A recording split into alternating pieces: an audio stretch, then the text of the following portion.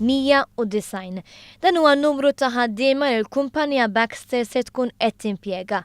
Dawn se jkunu mqasmin fuq żewġ sezzjonijiet fir-riċerka u fil-manifattura. Llum ħabbarna li tkun qed nkabru l-operat tagħna fejn ħanżidu 190 ħaddiem.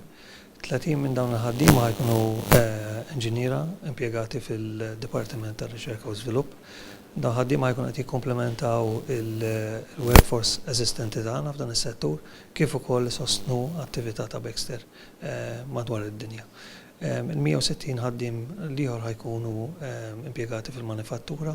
Din iż-żieda fl-impjiegi saret wara li l-kumpanija li tipproduċi apparat relatat mas-settur tas-saħħa kompli tinvesti fil-faċilitajiet tagħha, dan fl-istess ħin li sabet is-sostenn tal-Gvern Malti.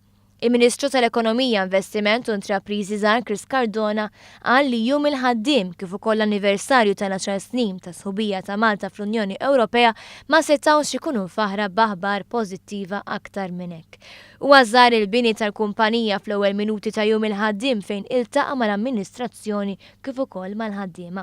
Il-Ministru qal li din iż-żieda fl-impjegati hija konferma oħra ta' kemm l-istrateġija ekonomika ta' dan il-Gvern mixja fid-direzzjoni tajba kif qed toħloq impjiegi ta' kwalità għal Maltin.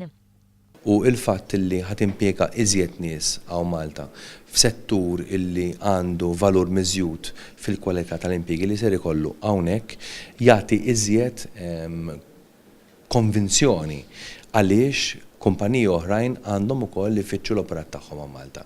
U għadra naħseb li dan huwa messaġġ ċar ħafna, messaġġ ċar illi jagħti ukoll indikazzjoni illi il-pajjiż tagħna huwa pajjiż illi lest li kompeti f'dan is-suq internazzjonalment u jagħti prodott li huwa tajjeb ħafna.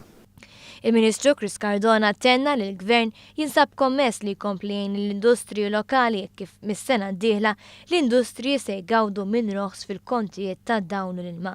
Din l-għajnuna tingħaqad ukoll mar-roħs fil-prezzijiet tal-fuel u l-istabbiltà fil-prezzijiet tagħhom.